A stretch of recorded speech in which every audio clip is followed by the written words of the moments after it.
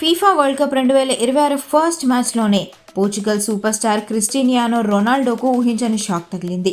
DR కాంగోతో జరిగిన match 1-1తో డ్రా కాగా రొనాల్డో ప్రదర్శనపై ఇప్పుడు తీవ్ర విమర్శలు వస్తున్నాయి.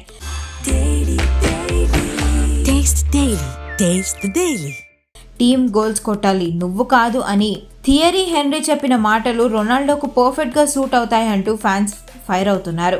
టెక్సాస్ స్టేడియంలో జరిగిన ఈ మ్యాచ్లో 41 ఏళ్ల రొనాల్డో కేవలం 25 సార్లు మాత్రమే బాల్ టచ్ చేశాడు. ఒక్క షాట్ కూడా ఆన్ టార్గెట్ కొట్టలేకపోయాడు.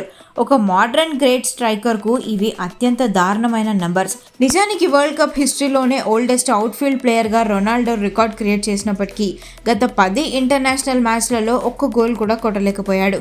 మెస్సీతో కంపేర్ చేస్తే మెస్సీకి వేగం లేకపోయినా డీప్ రోల్ ప్లే చేస్తూ టీంను గెలిపిస్తున్నాడు. కానీ రొనాల్డో మాత్రం ఫార్వర్డ్లోనే ఉంటూ పోర్చుగల్ గేమ్ ప్లాన్ను దెబ్బతీస్తున్నాడనే విమర్శలు వస్తున్నాయి. రొనాల్డో ఉన్నప్పుడు పోర్చుగల్ గోల్ యావరేజ్ 2.8 నుండి 1.9కి పడిపోవడం దీనికి నిదర్శనమని కూడా అంటున్నారు ఫ్యాన్స్. Taste the Daily.